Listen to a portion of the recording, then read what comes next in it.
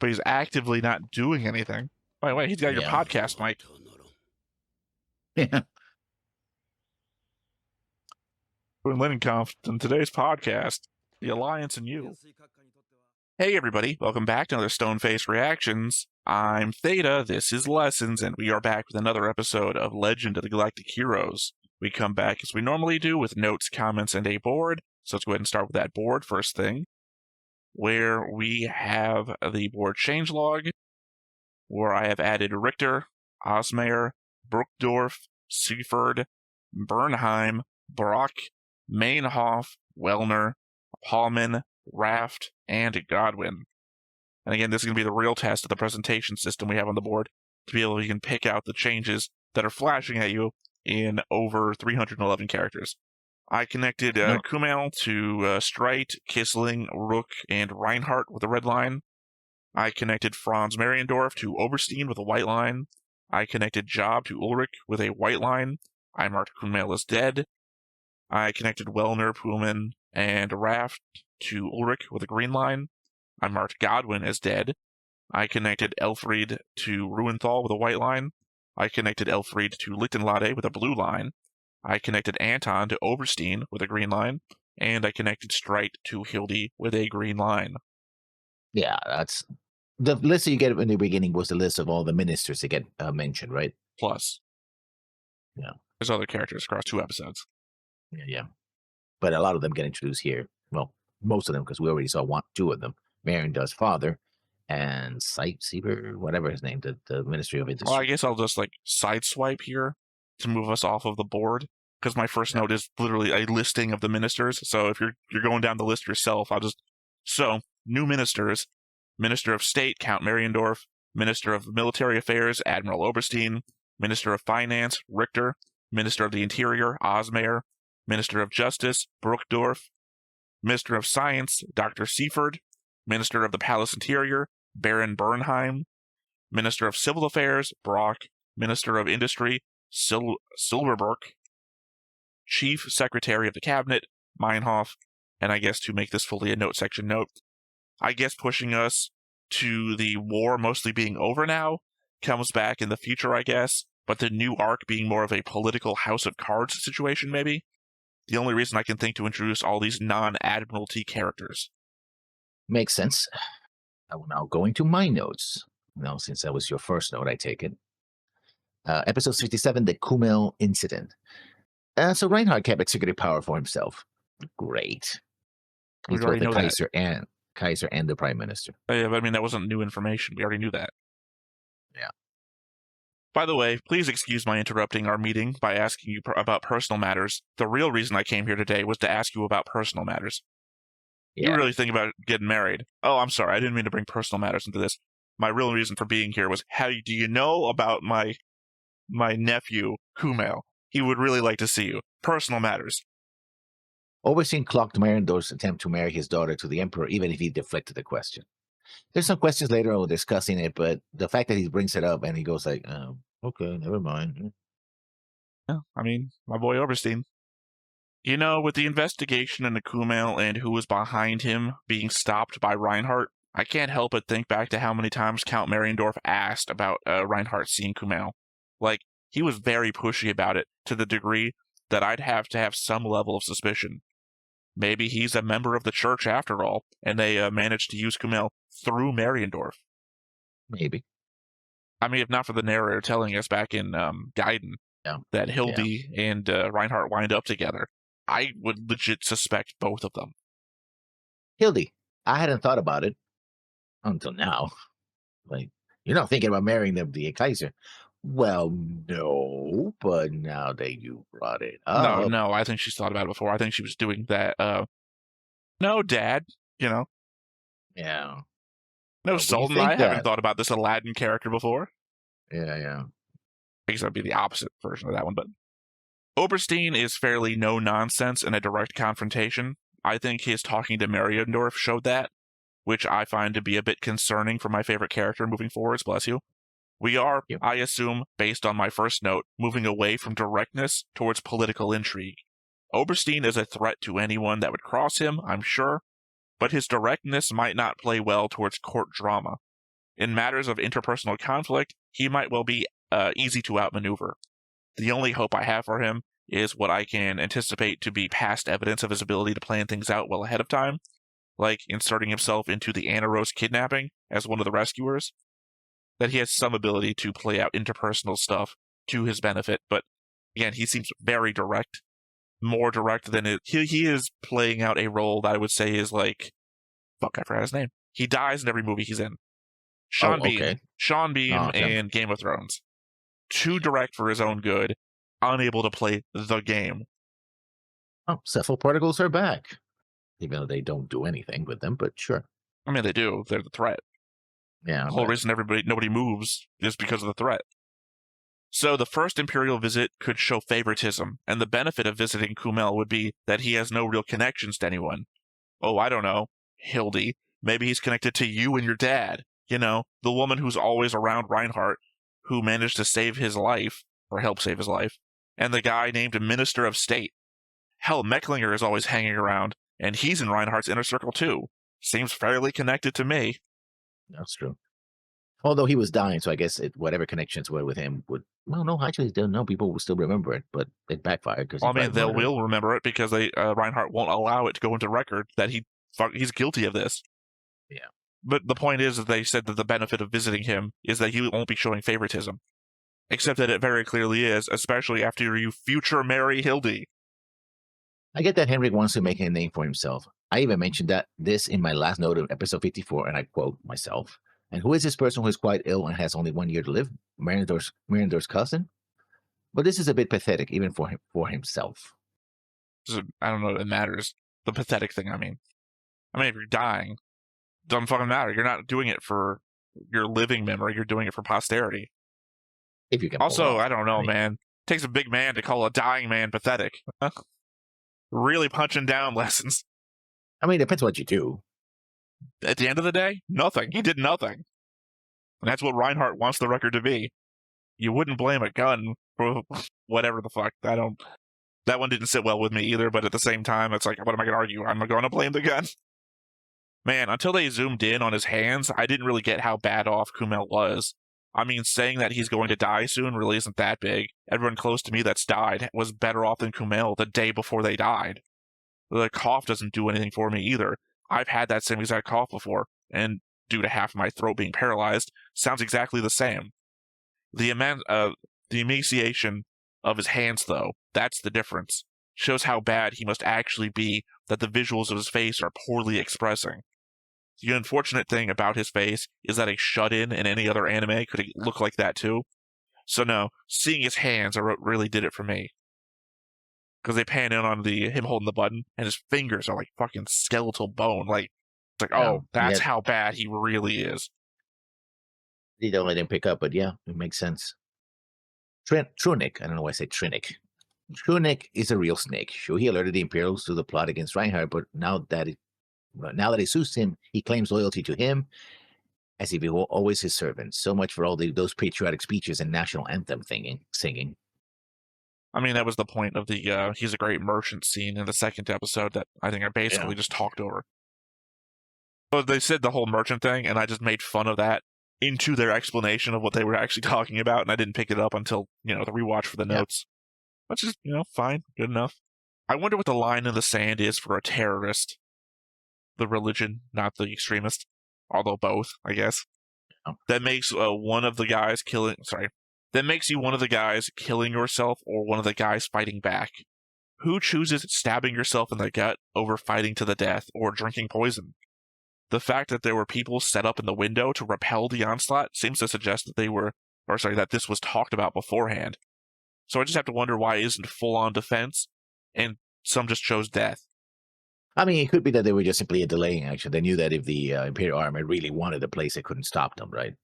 Then why delay? Why wasn't this a full-on suicide or a full-on defense? Why was it a mix of both? What was the line in the sand for some of these people? Like, why would you stab defense, yourself? You can still survive. No, I mean, I'm not saying that you think you can win. I mean, just kill as many of them as you can. Whatever your fanaticism tells you to do. I'm saying, what is that line? Like, why would you choose stabbing yourself in the gut over rushing at somebody, to try and take them out? Like, I don't know. I think getting shot in the head would be a quicker way to go than a stab to the gut.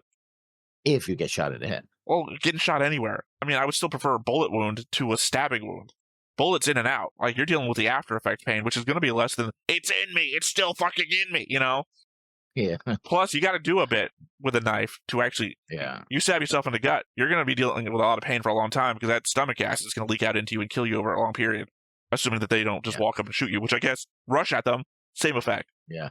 Because you want to do a seppuku sort of situation where you make sure you cut through everything that's going to... Yeah.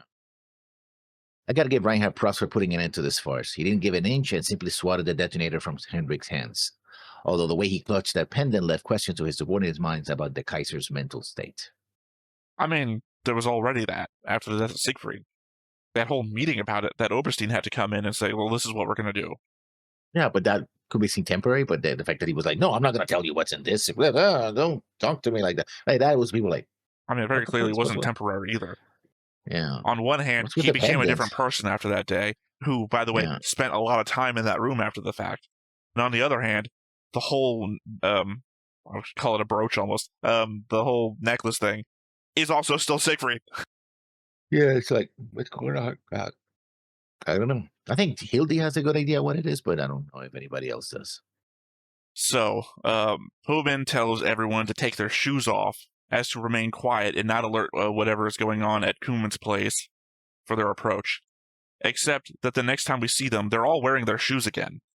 I guess at some point they decided that this was stupid, because, I mean, they were super far away from Kuman's estate when they were running down the road with their shoes off. They were far away from it when they were in the woods using binoculars and had their boots back on. I guess it was just funny to see in the panic. Some random order. Do this. Okay. Well, I had to go back and double check that the guy who said that wasn't the guy who went to the terrorist place, because that would make more sense if they were like just down the road. Don't use the trucks. But that was the other guy, because they showed up with trucks and everything. They didn't care about making noise. So these guys ran through the city to some outward estate, barefoot, put their shoes back on in the woods. I'm not getting my feet cut up on this shit. And then didn't care. Like, again, they were so far away, they were still using binoculars, put their shoes back on. Okay. The Church of Terra was kind of dumb. First, they fought to the death when the army showed up instead of playing dumb, and even had a guy made a suicide run on Reinhard wearing a stole with the church motto. Like, they conflated two different things there. Yeah, well, remember there was a guy who was in the state. No, that's literally my next. Like, you know what? Lessons. I'll say my thing, and then we'll talk about it because it's the same thing. Idiots with guns, man. It's a gun. It's meant to be used at range. Dude's watching all the armed attendants moving around Reinhardt and all the security officers pouring in from the woods, and decides to rush in so that he can pull out his ranged weapon. But no, before that, he pulls the other classic of shouting so everyone knows something's going on. Yeah. But I'm saying that you said the all-out defense thing, and then you pulled the guy at Reinhardt's thing, who's also a terrorist, but it's like two different events. Yeah. But they'll play, because the thing is like, oh, Krunic said this. You can show up and we don't have anything here. We're just a church. Oh, he said that? Well, we have no. Yeah, but to be fair, they pulled up and it's not. And no, it was a terrorist who opened fire. So like, oh, you killed him. I don't know that the guys wouldn't have opened fire themselves. Well, they didn't, so that's what happened. You got to go with what we show. If they guys, okay, you're going to show Lessons, how many times have you pulled a theoretical situation on me, and now you're just like, they didn't, so you got to use with it. I don't know, Lessons. I think that they would have. I feel like they were under orders. At the same time, the terrorists had to have anyway, because, you remember, they didn't want to be captured alive. True, but clearly, when the military rolls up, you're not going to be like, knock, knock, knock. Can we look inside? No. All right, we'll leave. They were all getting arrested anyway, and they weren't going to get arrested because they didn't want to get captured alive for any information. You open the doors. You don't just pre-prep poison vials to drink for no reason. Yeah, well, they did that because, well, they were going to commit suicide. No, listen, that's not my point. My point is they didn't just, oh, look, I found this cabinet full of vials. Thank God I found this when those guys were coming. No, they had it ready. This was something that they were already, like I said, the guys in the windows were there for a reason. They had to have already known, you know? Oh, Kuma's doing his thing today? We might be fucked. Better get ready. Which is what I think is like kind of dumb, because you let them in. We have, oh, you're arresting us? You know, again, I'm doubling down on what's the line in the sand for them. They should have been importing explosives. They should have had stealth particles there, too. Or, just a lot of something, Yeah. If you're going to kill yourselves, and some of you don't have the guts to rush at a guy, it was what? I think there were an equivalent amount of deaths on the Imperial side as the other side. Yeah. But you don't really look that way when you see everything that's happening, except for the guy whose brains are literally oozing out of his head. Also, even when I was watching by myself, even when I was watching it alone, I saw that scene like Jesus Christ. Yeah, it happened twice, just to make sure that you know what's going on here. Also, why are they not using like their power armor with axes here, right? I mean, different scales of forces. Yeah. I don't mean like the equivalent force. I just mean like one is the actual military, whereas this is the police, palace security. Different levels of armor. I'm trying to equate it to the not the SS. What is the security forces for Berlin during the Nazi regime? It depends. I mean, the SS was the personal guard of Hitler. But I'm just saying you had your ground troops, which are not the standard military troops, and I think that's what's at play here. Is you have your police forces, as it were, but just military equipped police forces. Yeah, but even then, for this kind of operation, right? You're gonna go into a house. Remember, they were also launched like in a moment's notice. No SWATs here, that's for sure. My last note of this episode, and the military expedition goes out just as Julian reaches the planet being Earth, by the way. Or Terra. It matters. Usually you call it Terra if you're an evil universe. The Terran Empire, as you will. I don't know, it's just the way the nomenclature of being evil. Once again, I find myself siding with Bittenfield. Reinhardt has some misplaced concern that people would question his abilities by mobilizing so large a force to handle so small a problem. But I think handling so small a problem with such overwhelming force would send another message, that this empire may be progressive, but it will crack down on rebels just as hard as every previous empire. Strike fear into the hearts of those that would seek to do more of the same. Let them know what lies ahead of them should they follow that same path. Nothing is to be gained by avoiding the thought that you wouldn't be willing to do so, so might as well ensure that you commit the prerequisite number of forces to unquestionably secure victory. I mean, we don't know the size of the forces they're sending, by the way. They're sending a smaller force. That was the idea. Yeah. That you didn't want to be seen sending the Bittenfield's force, which is a major fleet. So we sent a smaller fleet, like a sub-fleet of Bittenfield's. It's not his fleet. I just mean it's a smaller, instead of sending the 10,000 or 15,000 ships under Bittenfield, he sent one of Bittenfield's commanders. I mean, he's not Bittenfield's commander. I'm just using it as an example. He sent a picket fleet instead of the entire armada. Because I don't want to be seen wasting resources or something like that, because people will talk. Fuck it. Let them talk. Let them send the message that you want to send, which is that I'm going to send the forces required to leave no question in anyone's mind not to fuck around and find out. The Empire. We got the resources to do that. Next episode 58, Visitors. Now it is Oberstein pushing for Reinhard to marry. Of course, the fact that he again called for the most extreme sanctions to sever any future Kesserin from his family is so typical of his benevolent ways. It makes sense. I mean, it makes even more sense because of everything we've seen in the show. Everyone related to the Kaiser turned out to be an asshole that vied for power. Oberstein's like, hey, whoever you marry, their family is probably going to turn out to be assholes that vie for power. Look at every historical example. You literally your thing of there's never been a tyrant that's been good. Oberstein, there's never been a family member of a tyrant that's been good. And then you're like, this Oberstein's like an asshole for trying to get family members killed. I don't know, Lessons. You yourself have lead constantly into 100% of history has proven this to be true. I have on the old board, you might remember, a whole history of the Kaiser's family going back to Rudolph, and all of them were assholes. And then when they branch off, the branch-offs are assholes. Again, we got a history of this.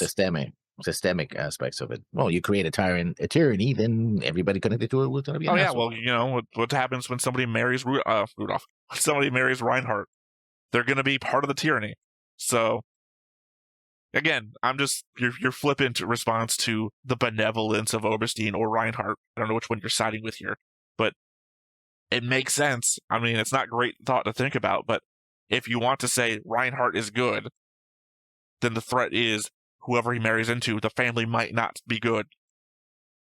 He is better in this issue. I don't think they're all good. I already thought that Franz Mariendorf might actually be a secret terrorist. Terrorist? Yeah. So what if that turned out to be true? What if his plot to get Hildy to marry Reinhardt is just another aspect of the church's we're going to assassinate Reinhardt and take over by then having Hildy in charge, who's being controlled by her father? The problem here is that we're like, there's knives around every corner. Reinhardt said conquering the galaxy was one thing, keeping it in, well, that's why I said we're moving into the said. Political machinations section where the character strengths from before are no longer the strengths of the now. Oddly, when Reinhardt and Oberstein are talking about Hildy and Franz still being under house arrest, he says they'd also have our trusted minister of state and chief secretary stolen from us. Franz is the minister of state, true, but the chief secretary is a guy named Meinhof, not Hildy. Well, she was the secretary to him. She was the personal secretary to him. He says chief secretary. And as I covered in the just right after the board, Chief Secretary of the Cabinet, Meinhof. Yeah, but he's I guess that would be for the cabinet, not for Chief Secretary is all he says. The only person who we actually have the title of Chief Secretary for is Meinhof. Talking about, the Mandos. Reinhardt ordering the Mandos free might bring problems in the future, regardless of its correctness or justifications. I wish I had written it down. I think I had a whole thought about that. I mean, even right now, literally when we started talking about, sorry, no, it wasn't that. I was thinking about Ruhenthal and that woman. Same sort of thing, though. Forgiveness of your enemy, who then can turn around and be your enemy again later. The idea was that you should kill all of Lichtenlade's family to ensure that none of them rose up against you in the future. And then literally one of them shows back up again, tries to stab Ruhenthal for what he did with Lichtenlade. Kind of proving the point. Also goes back to make me think of, sorry, not this show, but I'm going to talk about another show real quick. Apothecary Diaries, where one person tries to kill one of the consorts of the brother of the emperor, I guess, technically.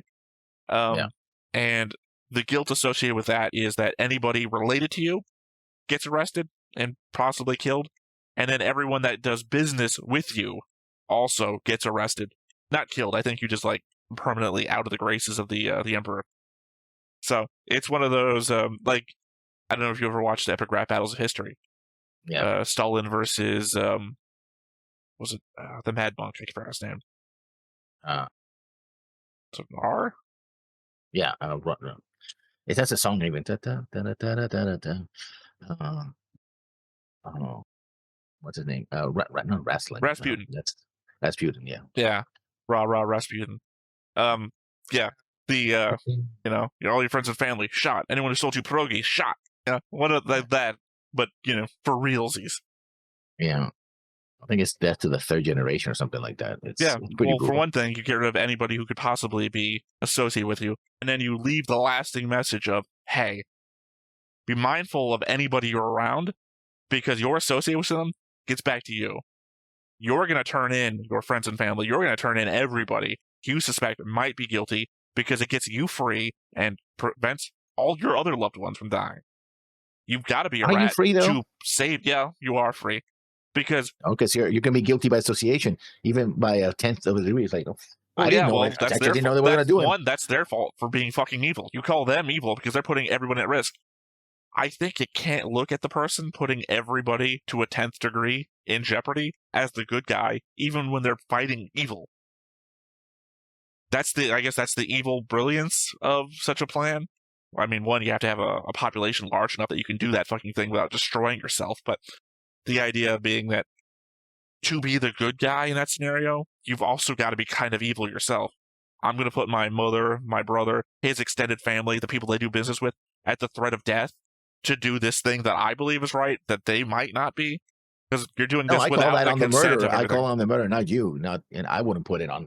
Well, you know what, Les, as though you're also one opinion. If some family I had up north, like my dad's uncle's nephew or some shit like that, got accused of a crime, like he tried to do some terrorism somewhere, and the state that we live in has gotten so bad that I get brought up as some family connection, and we're all going to get killed. I don't forgive him. I don't, as much as I hate Trump or as bad as the world may be, fuck that guy. What did I do?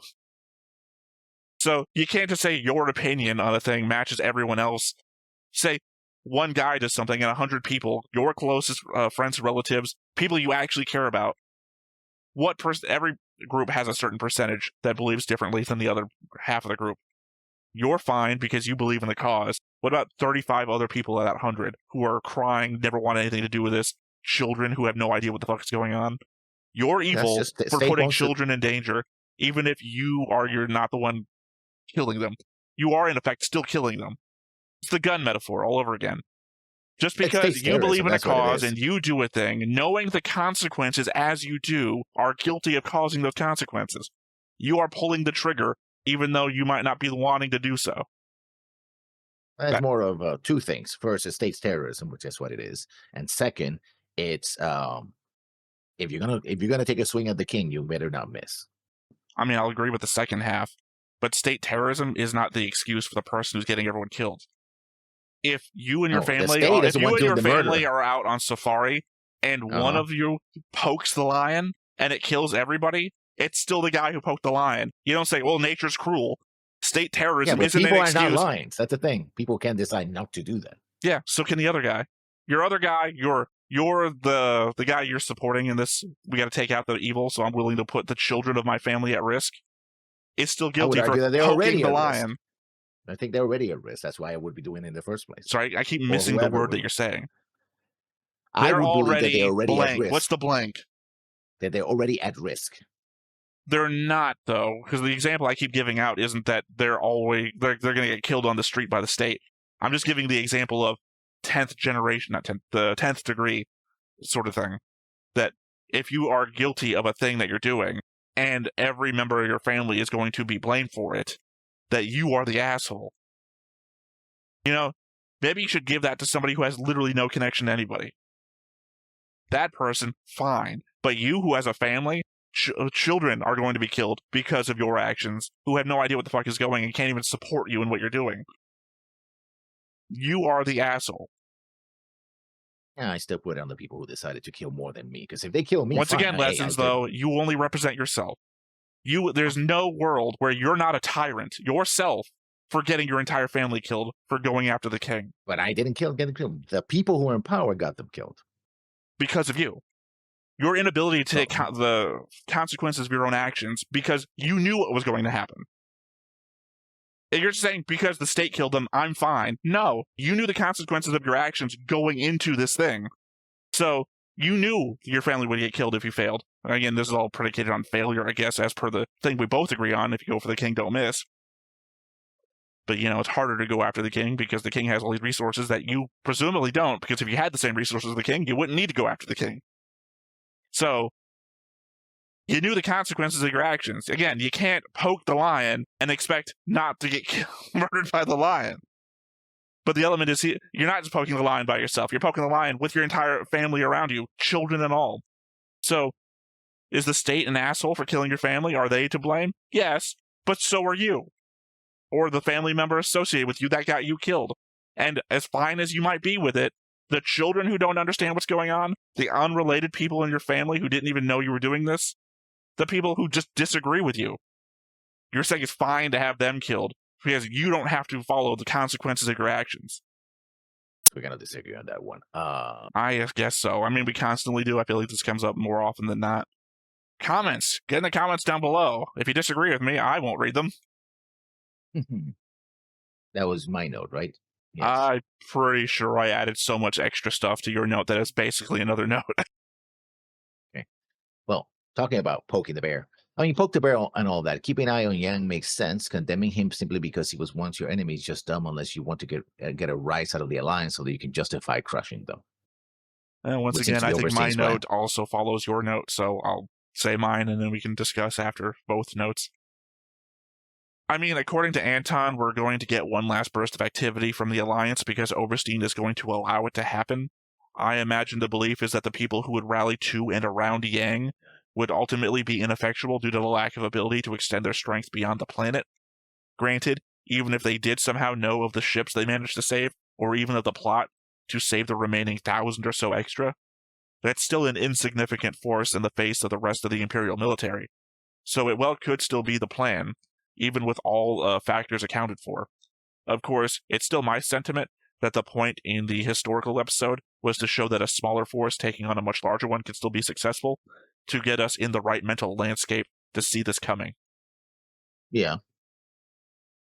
I mean, it's a thing. The thing is, I think is like, oh, this is they're gonna have another rising. We destroy that, and that's gonna be the end of it. But historically speaking, that usually isn't the end of it because you have continuing grievances, right? We've So the got best thing to do is, 2,000 years of history of literally repetition.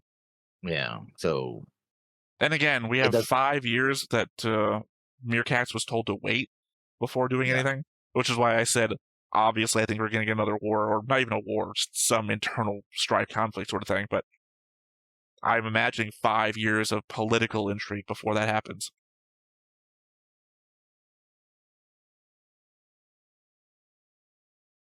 Talking about Oberstein. So the rumors of Merca's survival have reached members of the High Command. Now that is something Oberstein would be interested in.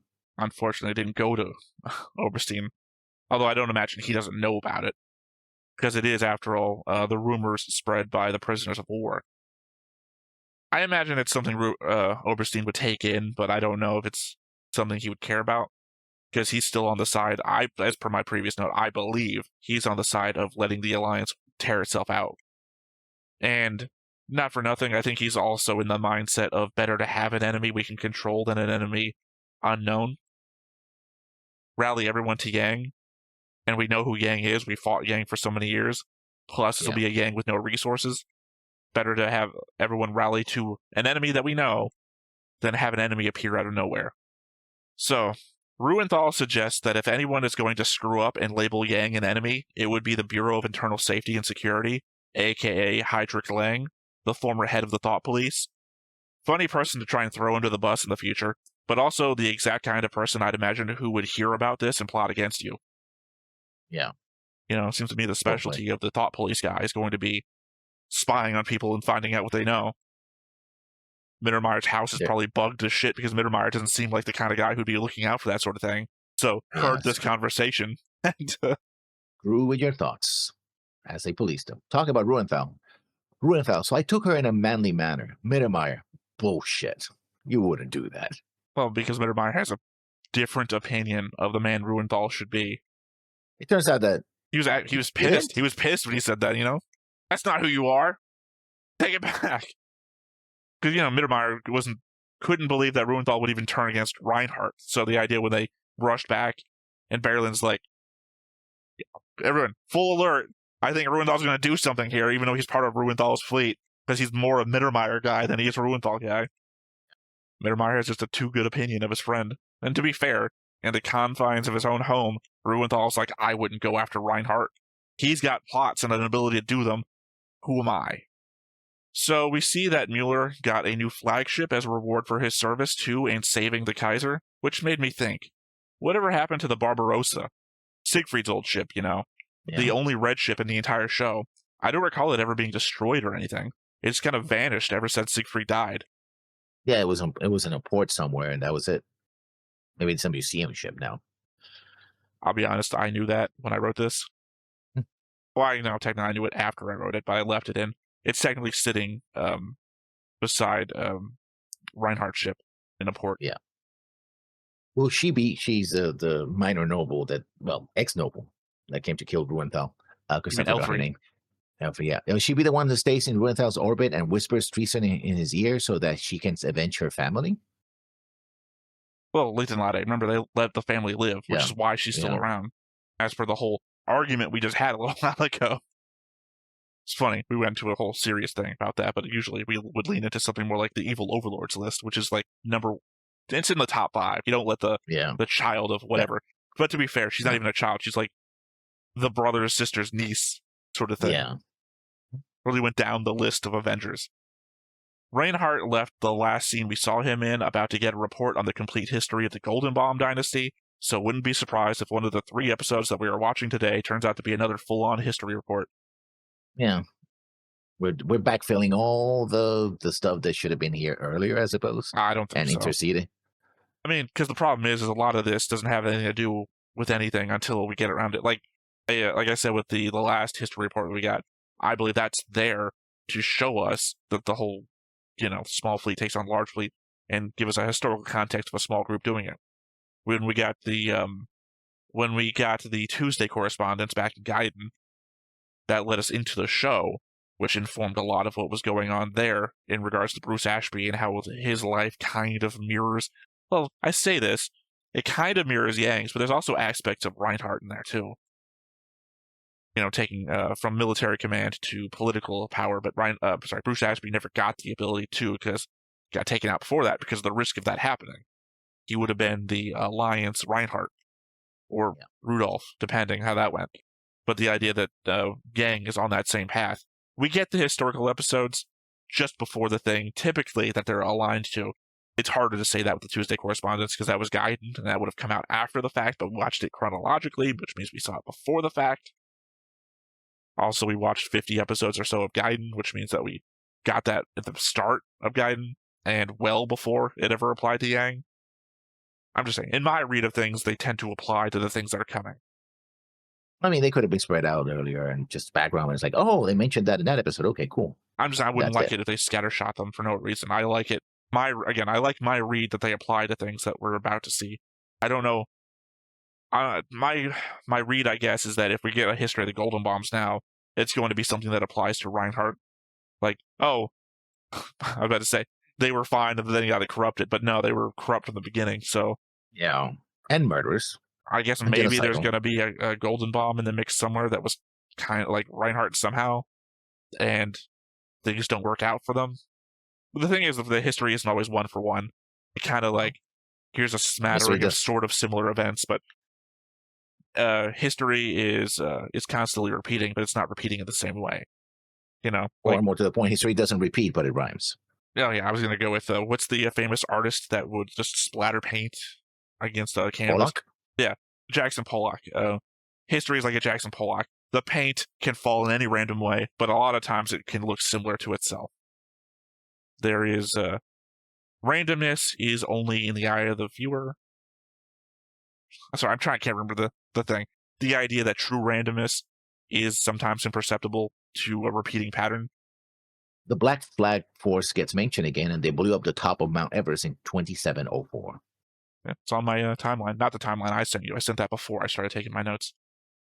Lake Namsto is in southwestern China, while Mount Kangchenjunga is in the Himalayas 220 miles southwest of that. No real note there. I just looked them up. Yeah, they're real places.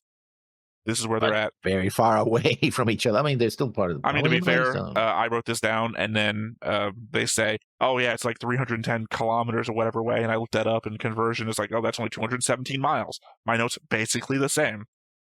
Talking about mountains, the Church of Terra is set up in a series of mountain bunkers, or surviving parts of those bunkers. Surviving unflooded parts of those bunkers. Yeah, exactly. Because that's the government bunkers for the Earth government of the time, which is also the main power source, I guess, of the Earth. The Himalayas somehow were the main power source, and they got, as you mentioned, bombed by the Black Fleet, or specifically say attacked. Takes off 1,000 feet of the mountain. But that doesn't destroy the bunker. No, they flooded it and turned 24,000 people into, say 100 or 1,000, I forgot. Yeah. They killed a lot of people. Well, I mean, they were horrible people, apparently. So, yeah. This is the government bunker. I mean, the only thing there is that whatever, like the families, I guess.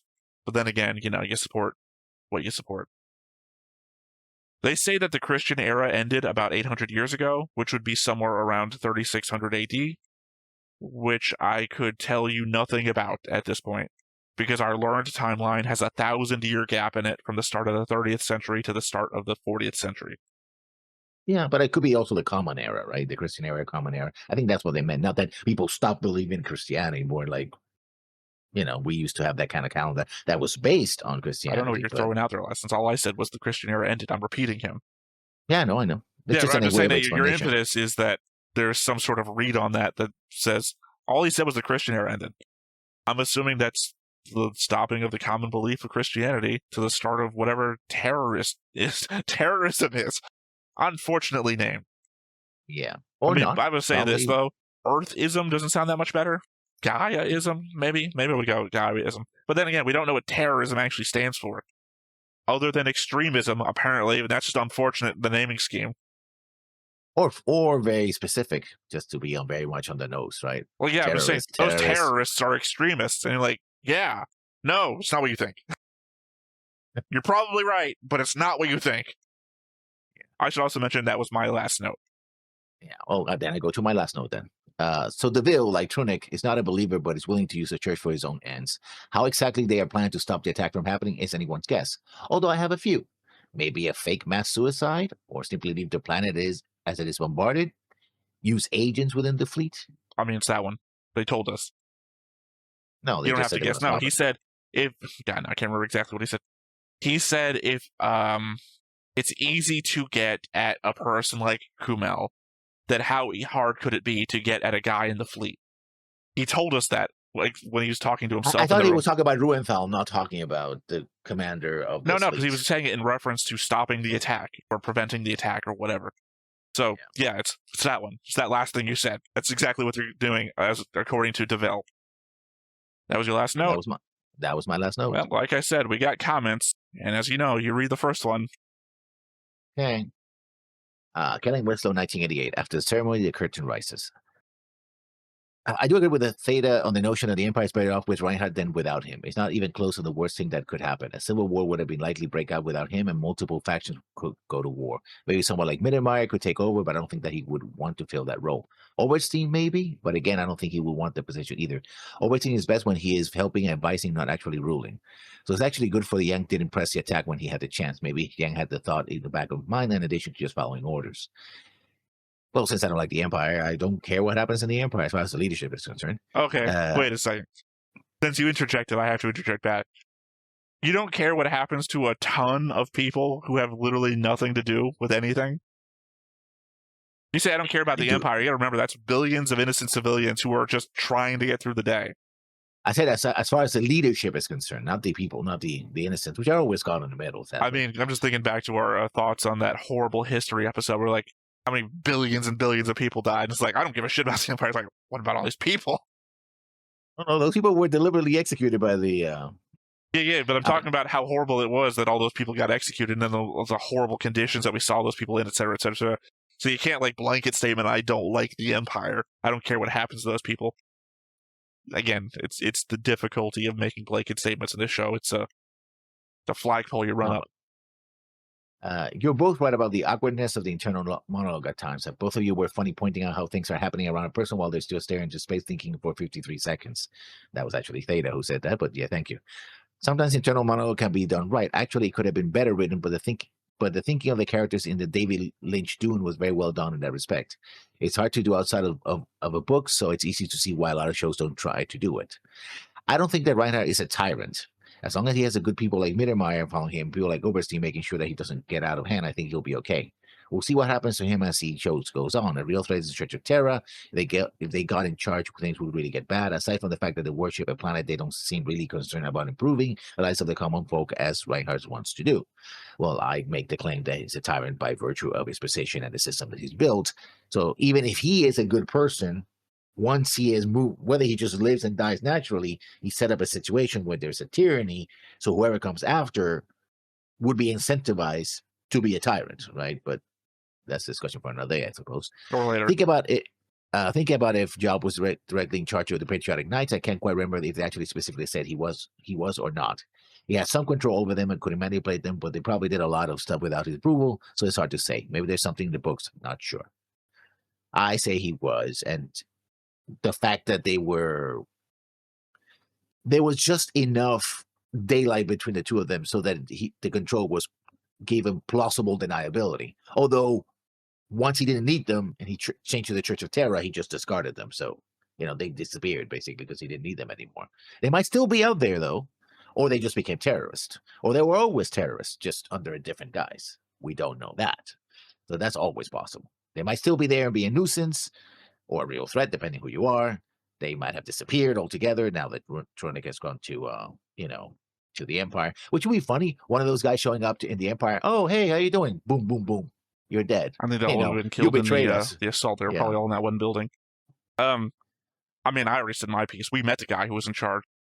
So the element that Lessons just doesn't agree with that guy was in charge, the crux of the argument. It's I think the example here might be RoboCop. What was the guy's name? Charles Bonacker? Was that his name? The guy who was in charge of the gang. He goes to can't remember the bad guy's name from RoboCop. Yeah, the vice president. Yeah. Yeah, he goes to the vice president because he's working with him. That's the chain of command. The vice president's not in charge of the gang. He's not the gang leader. So the guy who runs the Knights, that's the guy who runs the Knights. He just goes to job because that's the guy he's working with. And also, I mean, I think your argument here, Lessons, because, I like arguing both sides of an argument for some reason, should be the parallel command chains. The guy in charge of the Knights is in charge of the Knights as a separate entity, but he is also an admiral of the fleet, and the admiral of the fleet does report to job. So the parallel command structures means that the guy in charge of the Knights is reporting to job, but from two different perspectives. The element that God, I hate to pull this one. I hate to pull this one out. But when you talk about like the KKK in the South, that's a secret organization, kind of like the Knights are supposed to be, which is why they wear fucking hockey gear, I guess. I know it's not hockey gear. I'm making light of it. Why they're trying to keep themselves secret, but technically they also have authoritative roles in the government, which is horrible in real life too. Yeah, those who burn cross. Some of those who pull out your Rage Against the Machine quotes. Yeah, burn crosses too. Those who work forces sometimes also burn crosses. Yes, and I will also point out that the origin of the word tyrant is not itself negative. No, until the Greeks decided to make it until the Athenians decided to make it a crime and punishable by death. Yeah, to the point they would actually attack other people for being tyrants when the word was invented. Yeah. So the element that he is a tyrant, also the element that a tyrant achieves power through non-legal means. I don't know that applies. What do you mean? The Kaiser was dead when, and Reinhardt used the legal government to gain authority, right? His fight against the rebels, there was no... The element was that he appointed a Kaiser in place. So he never, stole the Kaiserhood from anybody.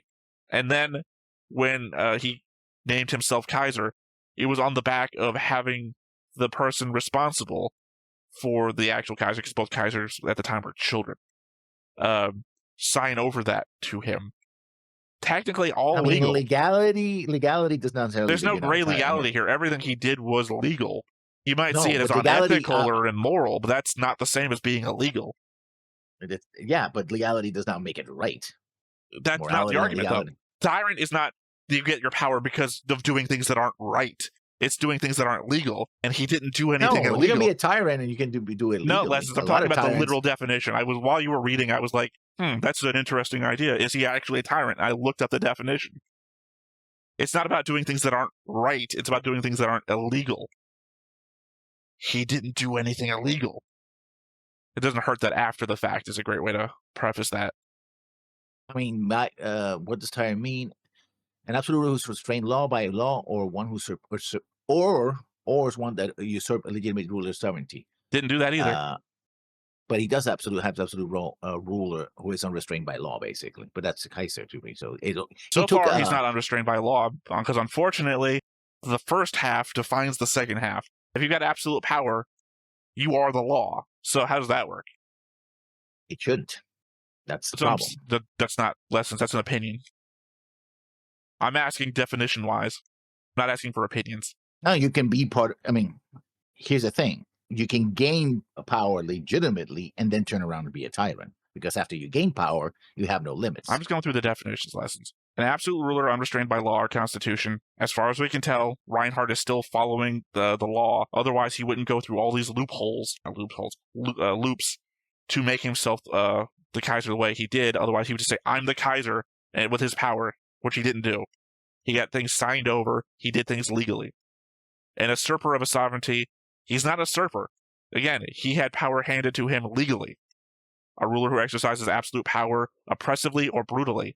He doesn't. He's a progressive ruler better than the last one. legitimately, the people love him because he's a progressive ruler. He's not oppressing anybody.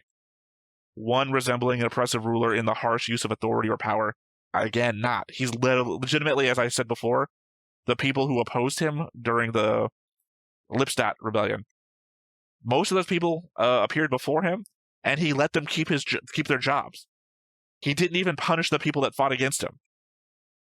It's hard to say that Reinhard is oppressive or brutal. He is legitimately the one who wanted to change the old empire into a non-impressive or brutal place.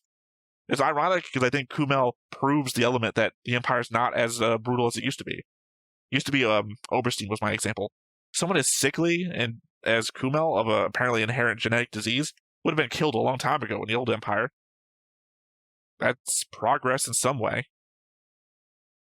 We never found out whatever happened to that child. Well, that she went to the alliance. Unfortunately, I do know. I do know because of the fucking board. Oh, okay. Developing the board system as I'm doing, I'm trying to get it to read the characters from outside sources, AniList, MyAnimeList, etc. Yeah. So sometimes it'll pull a name from one source and a name from another source, and the names don't match up, so it reads it as two different characters. Yeah. And legitimately, just the other day when I was doing the board, I was like, wait a second, these two characters have the same... Oh. Spoilers. Don't tell me that. Yeah, I know, definitely not. That's what I'm just saying that I think that's like, there's only 2 times that's happened with the board when it comes to this show. Another one is another spoiler I have sitting in the back pocket. Well, technically, I think I know 4 spoilers for things that haven't happened yet. I would say 2 of them are fucking major and unfortunate, but, in the space, and the longer stuff goes on, the more you are to be exposed to spoilers. And there's a lot of fucking time with this show for that to happen. Yeah. So 2 major spoilers in the back pocket, and 2 incidentals. I don't know how they could be important, but they are there regardless. All right, and the second comment from Canaris4 from the Patreon from the same episode. I always find it cute how Theta manages to get lessons to read Kellen Winslow's comments. Feels like you've got a duck season, rabbit season routine going on. Dusty Attenborough was first seen clean-shaven after growing a beard in episode 52 at the start of episode 53, which raises the question of when did he have the time to shave, since he clearly grew that beard mid-battle, since he didn't have time to shave. But as soon as the battle is over, the beard is gone. This can only mean one thing. It is Dusty Attenborough's fault that Reinhardt still lives. Since it was Dusty's ship which was in range of Reinhardt's when Yang gave the order to fire, but because Dusty took a break to shave his beard during the final minutes of the battle, Dusty never received the order to kill Reinhardt until after the battle was over. I think, Lessons, I'm going to go on a limb and say that this is probably the best comment we've ever gotten. Really? 1, it starts off with me making fun of you. That's just the icing on the cake. It's great that it's on top of how these comments read, because that's literally icing on a cake. The real cake of the comment is a deep read into some meaningless drivel, which makes the world even greater. I like it. I like the read that this meaningless thing of Dusty having, just me beard at the start of a thing, and then clean shaving at the end. What that must mean in the world. How many times have I read to you a note of what this actually must mean? This meaningless thing that if we just think about how the world works, what this might actually mean. That was Dusty shaving on the bridge? I doubt it. Which means that when the order came to kill Reinhardt, Dusty just didn't get it, because we see just right afterwards, clean shaven. I think they would have commented on it if that was the case. It's like, I could have killed him, but I didn't get to him. How much shit happens that isn't commented upon? Yeah. I think killing the leader of the enemy that could have ended the war, at least in that sense, in the favor of the Alliance, would have been something they would have commented. Like, oh, well, it had not been. What are you talking about? If he went to shave and the order came in and he didn't give the order in time, that's what I'm reading about this. Yeah. Then I think there would have been a comment about it. It's like, fuck, I could have killed the guy, but I didn't because I was shaving or something. I don't think so. I don't think he would comment about it at all. You know remember the guy who's down when they're below deck and they're talking about, but my family lives on Heinessen. I don't want them to get killed, and like everyone fucking turns on that guy. You think Dusty wants to be the guy?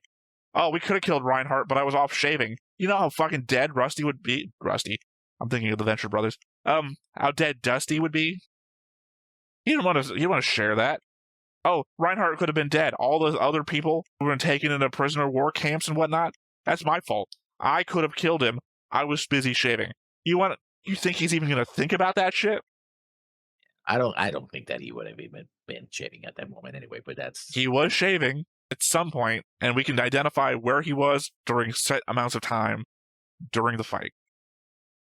He disappears. This is, again, like the element that my timeline has 1,000 years missing, so I can't tell you what happens between this century and that century. Dusty disappears for some moment, and not for nothing. This is like when we talk about the discrepancies between Gundam shows. You know, if one show says something that's pretty weird, but a different show doesn't change the weird factor, then the weirdness stays until, again, another show tells us something differently. This doesn't break anything that's happening, other than your opinion that, well, he would mention it. I was like, no, I don't think he would. You know, if the element was that, say, in 1943, you had the opportunity to kill Hitler, but you didn't, would you go around telling people? I mean, somebody would have remarked, and aboard the ship, at least we're like, fuck, he didn't give the order of command. Fuck. Yeah, but I think that the idea is that Reinhardt took that. Yang. Because Yang is the one who's actively, no, let's not do that. It's an element of blame from the lower decks goes uphill. You know, when something goes wrong, shit goes downhill. We gotta find the lowest person to blame for this. Well, when everything that everybody wants doesn't happen, you blame the bosses. Yeah. Dusty's not the final stop on blaming the boss train. Because, you know, it would be different if Gang was like, yeah, let's do that, and then no one was around to give the order. Then it would fall on Dusty, I imagine. You know, order the ship to fire. Sir, I'm not getting any signal. You know, that sort of shit. All right, well, that is everything for the notes, comments, and board, so I guess nothing left to do but to hop into the first of 3 episodes that we're recording today. But before we get started, make sure that you hit the like button, hit that subscribe button, comment down below to feed that algorithm. On top of all that, if you want to watch more shows like this, unfiltered, uncensored, and uncut, as well as some early access stuff, you can check it out over on the Patreon. It's just $5 a month, but hey, no pressure. There's zero pressure in order to do that. It's just a little bit of extra support, and it would be greatly appreciated. And yes, we got to talk over the intro, which I don't do in my own my own recordings because I don't put them on YouTube. But yeah. Is that all the shill? Is that all the shill you got? I mean, what? I'm going to say that I also streaming Wednesdays and Fridays on Twitch. Lessons Learned 1 on I Twitch thought you were TV. streaming on Thursdays as well. No. Thursday has been a bit complicated for now, but yeah. I may go back to doing it on Thursdays, but right now I'm just doing Wednesdays and Fridays, 3 episodes each of Armor Trooper Votoms on Wednesday and Metal Armor Dragonar on Fridays. Votoms is going well. I think it's funny enough that we're also so in line with the release schedule at the moment that this is going to be topical. Yeah. Well, I think because today and tomorrow, the previously recorded episodes are going out, which means that next week, this episode will go out. So anybody who's even paying attention to the opening is going to hear your shill. Yeah. Or 6 months from now, either way, whichever works. No, I mean, why? What's going to happen? I know. We already found out from a previous edit that I was doing that you already know what's going to happen to us after death. I had to send that to the Pope, apparently. Mm-hmm. So apparently you can also tell me what's going to happen in my future. That apparently I'm going to coma for 6 months or arrested. Yeah, probably. Or both. Here we are. I didn't recognize the music on the last episode. It was familiar, but I didn't. It's like it's all classical music. It doesn't have its own original score. I feel like. I know, but that specific song. Okay. 帝国歴46年、開祖ルドルフの死によって揺らぐかに見えた銀河帝国の支配体制は、ルドルフの孫で第2代皇帝となったジギスwe already know. 彼の父親で摂政となったノイエ・シュタウケン公によって受け継がれ、共和主義者の大弾圧が行われた。一方、 Yeah. 領民に対しては比較的公正な姿勢を施し、いわば飴と鞭を使い分けて帝国の支配体制の礎を固めたと言える。第3代のリヒャルト1世は政治より美女と資料と音楽を愛したが、 Like the last 最 Kaiser. 高権力者としての枠を踏み越えることなく、気の強い公使と60人ほどの愛称たちの間で、 I mean, we did the math before. The average life of the 60 Kaiser is beloved not very long. concubines. Yeah. 第4代のオトフリート1世は父より真面目だったが、 And I really wish I still had my old board. I literally had a whole line of the Kaiser's family. 無表情にかつ精密に連日のスケジュールを消化する。 Oh, actually, I don't have this guy. I go from the second Kaiser, Sigismund, to Frederick III, which is the 20th Kaiser. So I did tab over to my old board real quick.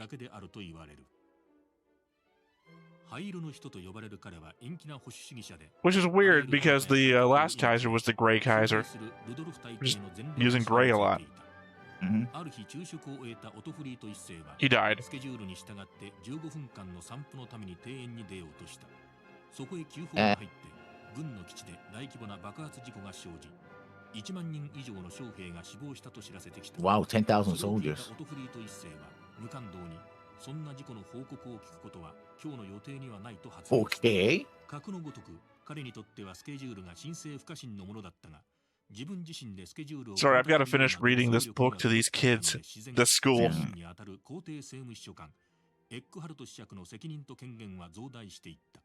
Oh, so the rise of the Prime Minister, I guess. Yeah. Eckhart. Yeah, we've heard that last name before. It was that woman's sister. Woman's brother, rather. The one who got shoved down the stairs? Yeah. I better say, like I said, my list goes from the 2nd to the 20th. We got a lot of room to fill. Yeah. Oh, great. I think I made a reference to something like this back in the Origin in Gundam. Not... 社会に害毒を流すとして大量殺戮したルドルフ大帝の子孫に同性愛志向者が誕生したわけで、歴史の皮肉以外の何者でもなかった。 Not just homosexual, though. Seems he had a prediction for the young ones, too. Yeah, I wonder why that didn't work.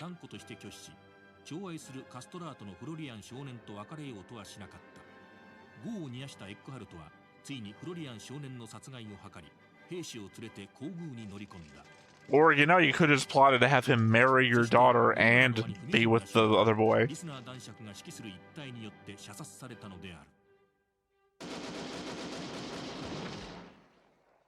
Huh. Of all the shootings we've seen in this show, that was like the least bloody. Even though the floor was covered in blood, the least bloody.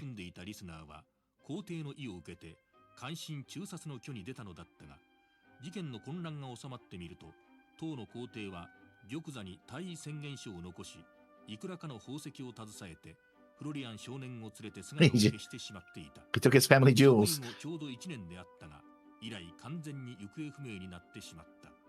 I don't think he lived long. 140日の空位の後、先々帝オトフリート一世の弟である。I would say, how's he going to stay in the family? Wait, that doesn't look like the younger.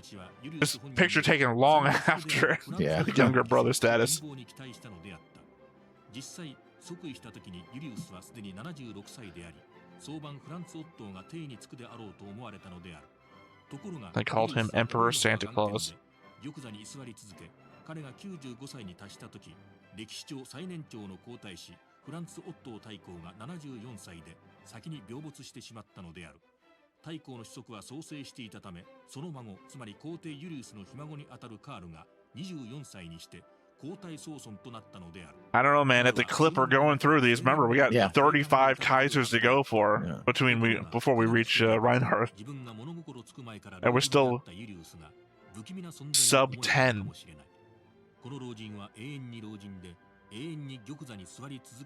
I heard that before from the current King of England in reference to his mother.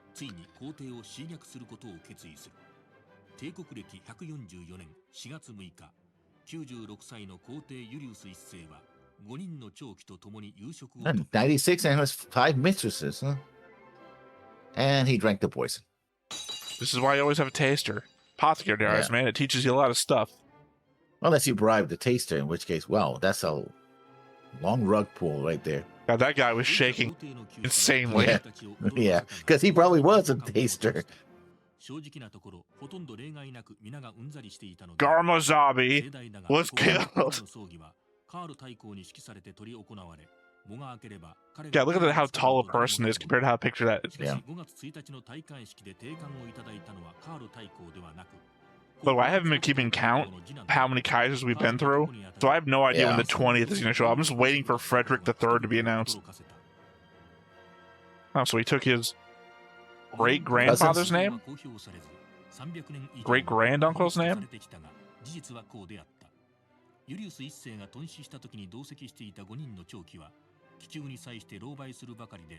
Oh, they were killed by poison.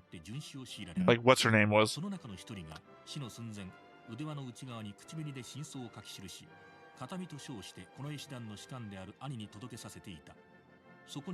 What extremely tight handwriting you'd have to be to write all of that inside of a bracelet and with lipstick. Oh, this is a bracer. This isn't a bracelet. Yeah. 妹の救出ができなかったその近衛士官は復讐を決意し、カールに次ぐ帝位継承権を持つジギスムントのもとへ証拠の品を持ち込んだのだった。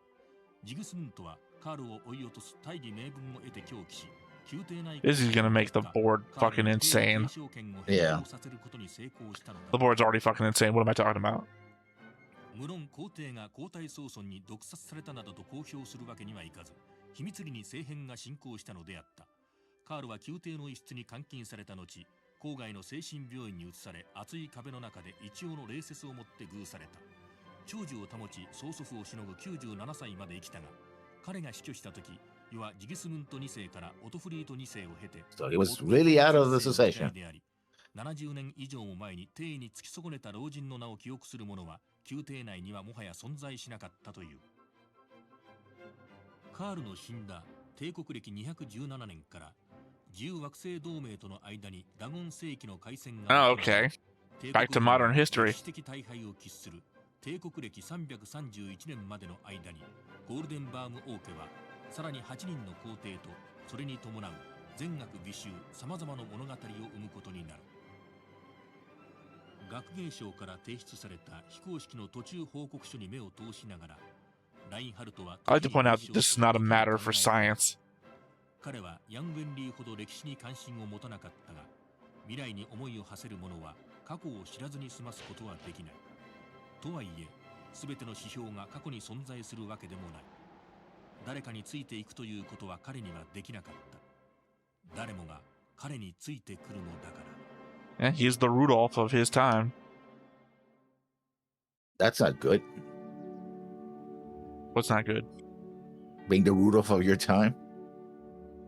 Depends on how you're taking it. He's the first poor ruler in the Admiral. beginning of a dynasty, not he's doing what Rudolph did.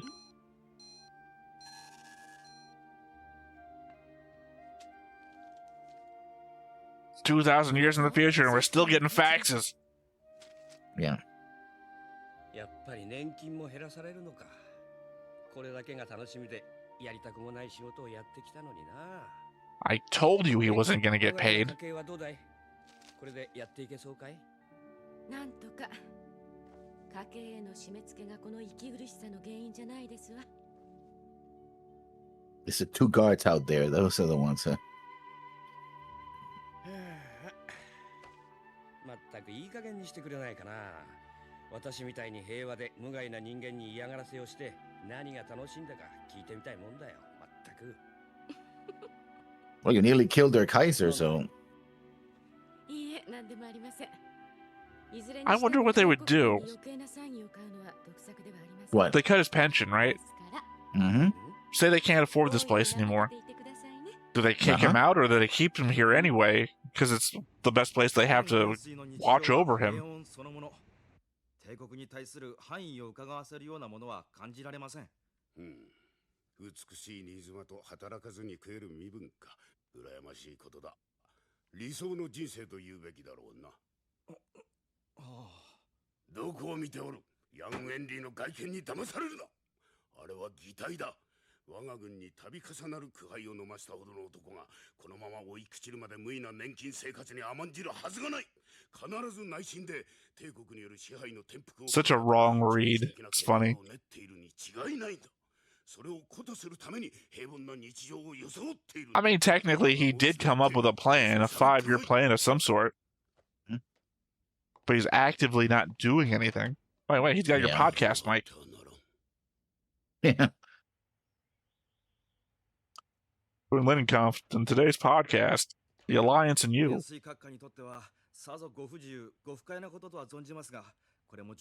is a different house. It's not the same house they used to live. They moved out of them. Well, yeah, you can tell because his other house used to be surrounded by so many other houses. You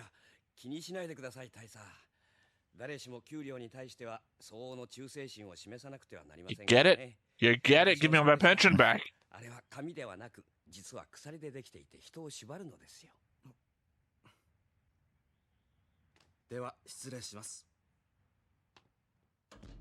ま、現場の人間に文句を言っても始まらない。同盟軍でさえ。He's one of those types. I could complain, but who'd listen? 帝国軍ではね。しかも連年幹部という人は人一倍規律を信奉しているらしい。I mean, as we keep hearing from all of his superiors. Yeah. It's a weird thing that they have a brick wall inside their own house for some reason. Why? Like a brick half wall and stairs? I don't know. Yeah, I've seen that before. It just means that he's living in a better house than we are. Some of that. Yeah. As the former marshal of the military, he can have one of those extravagant houses that has weird walls and whatnot. It's no weirder than having a fireplace in the middle of the room. It does get cold here, though. They do have, Well, I just mean it's normal to have a fireplace in a wall. You know, having those fireplaces that are in the middle of a room is kind of off, but they exist. Yeah, no, I've seen them. Yeah, well, same. Having an inside brick wall isn't that different. But to be honest, Lessons, for all we know, that's wallpaper. Yeah, it could be also, yeah. Because the alternative is it's a brick wall that goes right into a plaster wall. That's what it looks like. Yeah.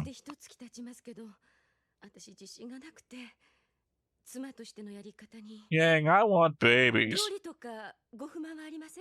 いや、不満なんてあるわけがない。特にこの前のなんとかいう料理美味しかったな。Cat food. It was cat food. You ate your own cat food. Yeah. ないさ、本当に。あ、そうそう。エルファシルの脱出の時、君が作ってくれたサンドイッチは美味しかった。I bought that at the promenade. サンドイッチだけは得意なんです。いえ、それだけじゃないけど、他にはクレープとか。Woman after my own heart. 挟むものばっかりだね。あ、そうですね。私ったら簡単なものばかりで凝ったお料理とかまるでできなくて。いや、そのどうせ時間はたっぷりある。Again, and you thought he was going to get cut out of the show. ね。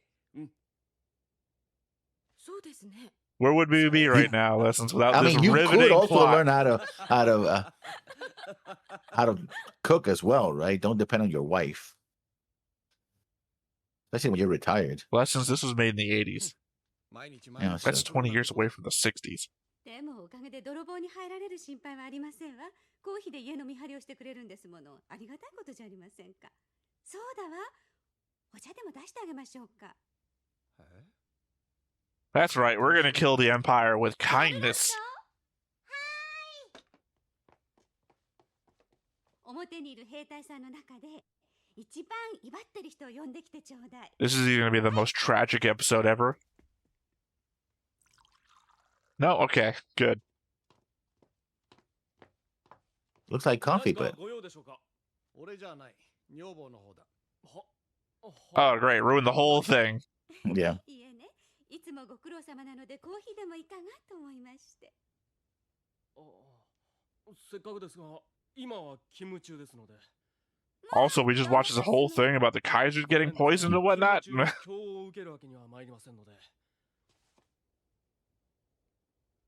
I told you. Oh, I thought he was going to pull a don't disrespect my wife move. I don't want you to have it. My wife does, so you better fucking drink it. Gonna be out here all day. Yeah. You drink all of them. You know these are a diuretic, right?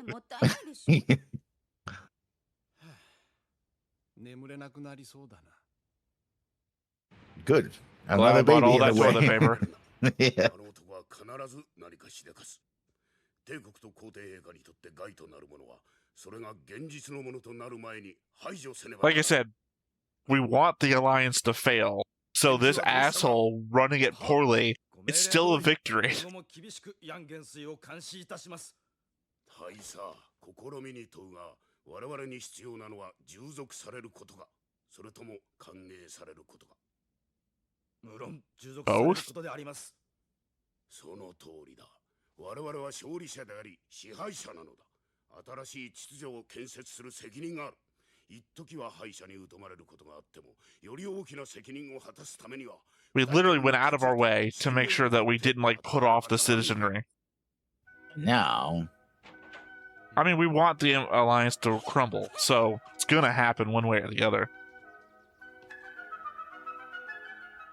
Was that Peter and his flute? Where'd you go? yeah.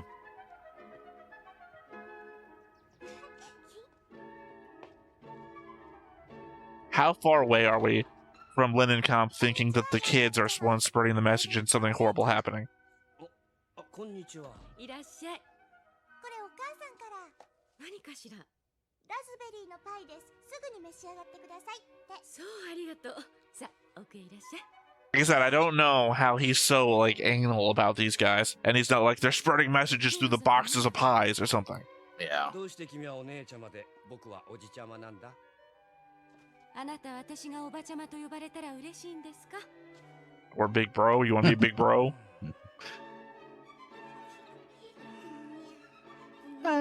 That's how big that fucking cat is, by the way. Yeah. The size of a toddler. They are spreading messages. あなた、ちょっと。 Don't be guilty by actually being guilty.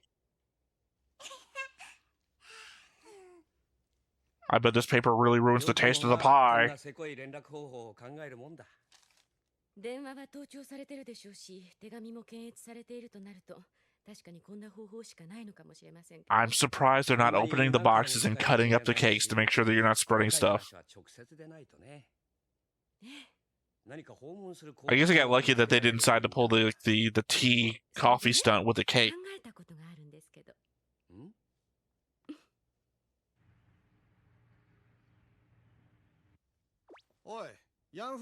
Completely defeating the cake thing if they could just go to the house and talk in person.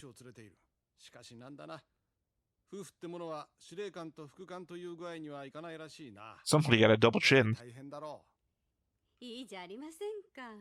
だいたいあのご夫婦にはね、小市民的家庭なんて舞台は狭すぎるんですよ。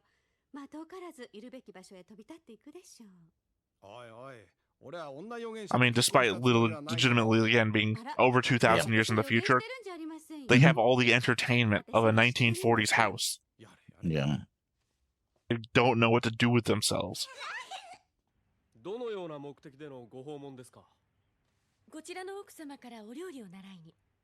料理? What a weird... そうです。 Shouldn't he be on the other side? そうだな。 I mean, he should be in front of the door, and they should be approaching him. What's the purpose of the visit? You let him pass and then interrogated. おい、招かれざる客よ。何です、マダム・キャゼルンのご亭主。たまにはコニャックの一本も下げてこい。なんだ女房の好物ばかり持ってきよって。だってどうせ媚びを売るなら実力者に売った方が効率的ですからね。 料理を作ってくださるのは奥さんでしょ? 視野の狭いやつだ。料理の材料費を稼いでるのは俺だぞ。表面はどう見えても真の権力を握っているのはやっぱり奥さんでしょ? それじゃあ並べてくださいね。そう、もう少し手前に。子供扱いだな。そうそうそう。ありがとう。 She legitimately is coming here for cooking lessons. Yeah. 肉料理を一通り覚えて、次に魚料理、それから卵料理。ご迷惑でしょうけどよろしくお願いしますわね。 So you want to get cooking lessons in the non-vegan spectrum? Yeah, well, who said Jan was a vegan? Nobody. Is this a image? I'm not saying he's not a vegan. I'm saying that legitimately should start with meat, fish, and eggs, which is all the things vegans won't eat. Yeah.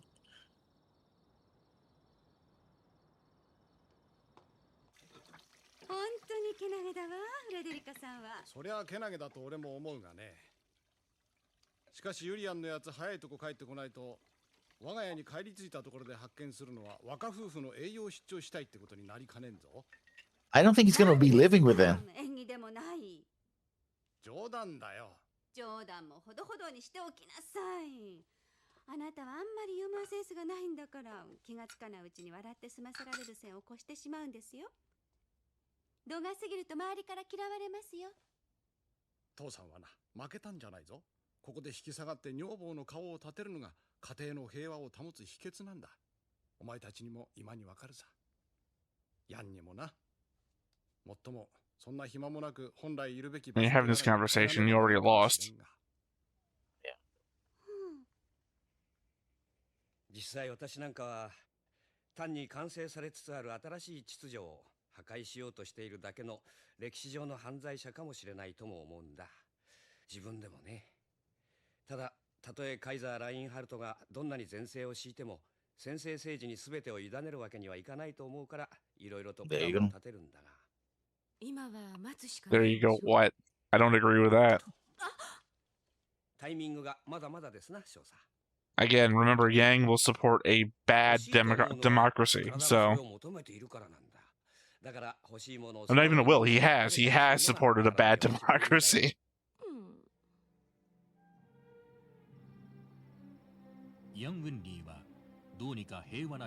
So really, this episode had, like, one thing of weight in it. No, just a couple of cute moments.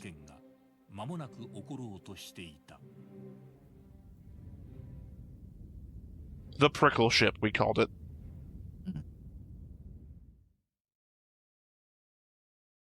Okay. Okay, never mind. So something's going to happen. Apparently. Very soon. By the way, you can't watch the next time on, but the narrator will just tell us shit's coming down the road anyway. Yeah. Something will happen. Okay. What? Well, he said sometime in the future. Again, we had a time scale of 5 years. Maybe. Well, that was the plan that was given to Meerkats. That was a plan, yeah, but apparently not. Well, I mean, that's what I was about to say, Lessons. The element that the rumors are going that Meerkats might be alive. Mittermeier is pissed about it. That there might be an element of somebody actually goes out to try and find Meerkats or stumbles upon his hideout. I can't remember what it was called. It was Sherwood Forest? Yeah, something. And it was something Robin Hood related. I just couldn't remember what it was called. Also, I can't remember the name of Robin Hood's boyhood estate. His father's. Yeah, I mean, it would be his boyhood estate because he wasn't arrested for some time afterwards. I don't know. For some reason, I was thinking it might have been Pembroke? That if it's not Sherwood Forest. Yeah, it's not Pembroke.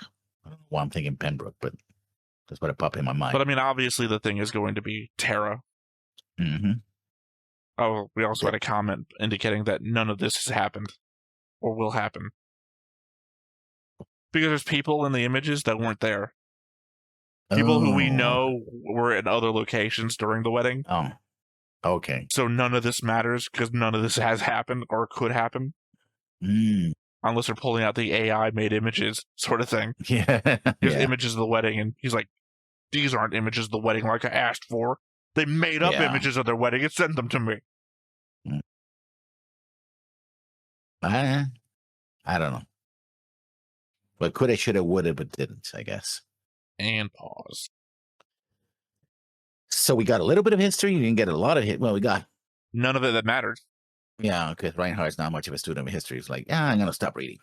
He said it's important to know all the events that inform. But his point of view is literally, I'm the start of the cycle. I don't need to know about the past cycles. Which is why I said he's like Rudolph's thing. Not that he's the evil that it was Rudolph, but he's the first of a line which is rough. He's the start of the dynasty. The second dynasty of the Empire. Well, no, because this is the new Empire, the new Reich. Yeah, but it's basically, it's a new dynasty, a new empire. No, this is like if you think about Star Wars, Uh-huh. you have the Galactic Republic, and then you have the New Republic. Mm-hmm. They're considered different entities, even though one's literally modeled after the other.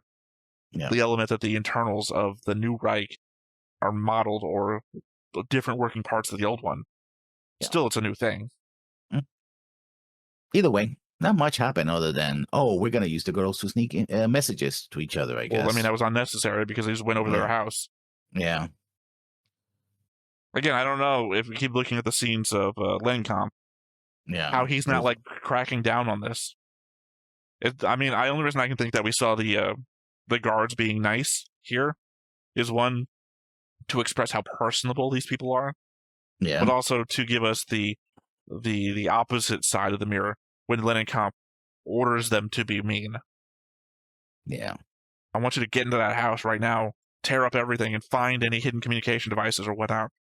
A scene of them tearing the houses apart and the girls crying in the back, or, Alex being punched a la Bright from Zeta Gundam. Yeah. Beaten on the floor for trying to resist, and the wife crying in a corner or something. Yeah, because that's going to go well.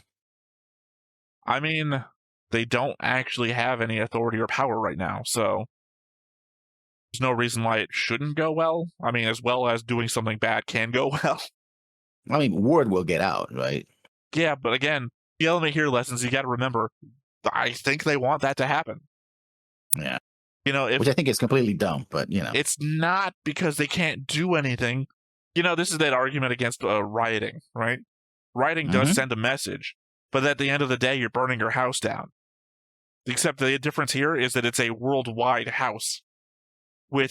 If the Empire doesn't want to send you any supplies to help rebuild or something, because they want you to suffer and wallow in your poverty and etc. before they rebuild you, to force you to acknowledge that you need them, they don't need you, then you're burning your house down to then sleep in the ashes. You can't send... This is that argument we had, not argument, this is that discussion we had before. If they don't care about you, then your protestation doesn't matter. Nothing you do to get their attention, to send a message, will matter if they don't care if you're alive or dead. So rioting, sending up an armed resistance, it's going to hurt you more than it's going to hurt them. At the end of the day, they could pull back. They could pull back, or they could bombard you from orbit. Do they fucking care? All they're looking for is for you to do something that breaks the terms of the agreement. Which they're gonna do. Yeah. And as per what does Reinhardt do that's illegal? Nothing, really.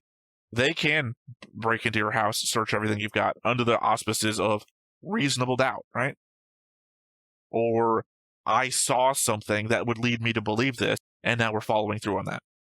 Not for nothing, unaided by the fact that they did send secret messages. Legitimately, the secret message was, hey, come and see us sometime, or whatever, right? Literally nothing of a consequence. But you did do it.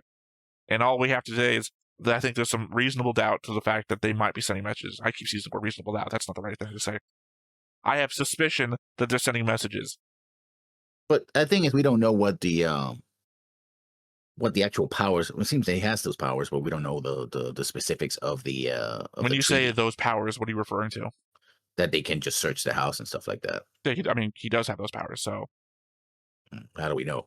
Because he's the full authority of the planet. The Alliance government in the current situation has to report to him. Effectively, he's the president of Heinesen right now. You're saying, how do we know he has the authority? Well, one, we know it's been granted to him by Reinhardt. We were there for that scene when they wanted somebody else to do that. Then every other discussion where it's been Lenkamp is a follower of the rules who doesn't want to shake the authority of the greater power set and everything. We've gotten 5 of those discussions about this guy. Well, that's the case, and he doesn't have those powers because of the agreement between... No, he has those powers. He has the power to oversee everything going on Heinesen. The thing is I think the idea is that he's not doing anything right now because he doesn't want to upset the balance of not on the stuff going on in Heinesen. He doesn't want to set the balance going on with his superiors. I don't know that he's in the loop of of fuck everything up. we want them to decline. I don't know he's in a loop on that. So he might be trying to do a good job, and in the end doing a bad job, which is a good job. The element here is he can't fail, really. There's no chance that he's going to make Heinesen better. He's not that guy. Yeah. So he can't accidentally make things good for the former Alliance people.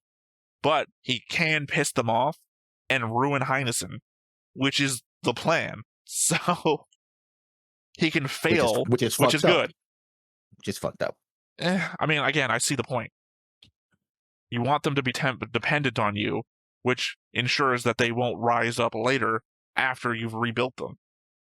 Right? So you're building a dependence. It's a drug dealer play. Yeah. Which, not for nothing, works. So, and again, my previous point, if the Empire hadn't taken over, Heinesen would still be on that same path. They fucked themselves up pretty good. The Empire's just like letting it play out with some guided hands now. Well, I mean, without the war, they could have rebuilt. Yeah, but the war ending wouldn't have happened. The only reason the war is over right now is because they surrendered, because they took over Heinesen. The Empire took over Heinesen. Yeah, that wouldn't. So the war being over is predicated on the Imperial takeover of Heinesen. So the war being over is not a solution for Heinesen or the Greater Alliance, but we're only talking about Heinesen right now, coming back from that. They wouldn't have been able to stop the war from happening to be able to try and get any, moment to breathe to try and rebuild their economy and whatnot. The war would still be on, making things exponentially worse as the years went on. I mean, if Yang had succeeded in killing Reinhard and the Empire fell into another civil war, at the very least, they would have taken time to rebuild their economy in order to rebuild their forces for the next go around. I don't know. One, before we get into this, I'm willing to entertain this one as the last go-to, because I feel like what we're entering into is a series of what ifs. We would just keep going backwards in time. Well, what if this happened, or what if this happened? I don't know that an Imperial Civil War would give them breathing room. The Empire, didn't stop pushing on the Alliance throughout the Lipstadt Rebellion. Yeah, they couldn't free up forces from the front during the Lipstadt Rebellion because there was still the agreement between both sides that we can't let the other rebels go free. Yeah. We still got to protect the Empire that we're fighting over because we're still fighting over the territory we want. I can't let you get invaded by the rebels, the Alliance, because if they take your territory, I'm going to have to take that back after I take you. My plan is still to take you, so I still got to fight them. So, I don't know. And then you're also indicating that they could rebuild. Yeah, but would they? The Alliance would rebuild its military, which is, technically 3 fleets. They would rebuild their military first, which would then take more away from the citizenry and the infrastructure that they have remaining because they have no money left because Fed's not paying for anything anymore. Yeah, definitely, yeah. Everything they've got a giant fire going on. To keep the fire going, which is their war effort, they're throwing everything in. And nothing you throw into the fire, you're never going to get back. Before, they had a whole infrastructure to make things to throw into the fire. They don't have that anymore. Now they're finding things. They're pulling apart the infrastructure to throw it into the fire. Our police forces, throw it into the fire. Our support fleets, throw it into the fire. Now we got nothing left of that except for 100 ships, right? And the plan is to use that 100 ships to take 1,000 ships, which is still 1/10. Sorry, 1,000 ships is 10 to 15 times smaller than the size of one fleet, which is 3 times smaller than the 10 to 15 times smaller than they had previous to that fight, assuming they can get those ships, which itself is 15 to 20 times smaller than the size of the Imperial fleet. At best, it's one planet, right? We're only talking about Heinesen at this point. We can just push whatever they're going to do with the fleets off the table for right now until we get a plan for whatever that is. Which means also the terrorists as well, so I don't think the terrorists are going to be active on the Alliance side, if I'm going to be honest. No, but on the Empire side. Right, but that is infiltration, that is interpersonal shit. I don't know that's going to come. Problem is that we're talking about basically okay, here's all my military forces, blah, blah, blah, but what about the SAS? We're talking about like infiltration specialists and whatnot. We're talking about like honeypots and shit. It's like the stuff that you can't really put on the battle map. Well, we had this armada over here just completely decimating the Alliance, but then some fucking woman came in and slept with this guy and then stabbed him in his sleep. Well, what force does she belong to? I can't put that on the goddamn map. I don't know. She just someone. She used to be a singer, and then she, blah, blah, blah, the imperceptible threat. Doesn't mean it won't have an impact. Lessons. That's literally what I just said. I think it would have an impact. I just went through this whole. We can't put that to numbers. Obviously, it's going to have an impact. Not a numbers. Obviously, it's going to have an impact. Lessons. And then I said all that, and you're like, "Well, I think it's going to have an impact," as opposed to what? What I just said, would it would have an impact, but that we can't put that out there just yet. Like, okay, Lessons. I don't know. The element that I keep like getting frustrated because I say a thing and then you repeat back what I say, except that you think that I didn't say that just a second ago. Let's put it this way. It's no, let's put it this way. You tell me what their plan is so that you can tell me what their plan is. I don't know what their plan is. Well, that's what I'm saying, Lessons. Obviously, it's a piece, but it's a piece I can't put on the board, so I can't like make a guess as to how it matters. So until that happens, the same thing I literally just said about the fleet. What they're going to do with like 2,000 ships, I don't know. So I can't put that into my guess about what's going to happen in the future because it seems so inconsequential, right? Yeah, it's the I'm locked in a room with 10 people and one of us is trying to kill the rest and I've got a gun with 1 bullet. I don't have enough facts with just that to tell you what I think is going to happen. I mean, clearly someone's going to get killed. I could not tell you who. Probably not me. It'd be the crazy scenarios if I had 1 bullet and I shot myself in the head.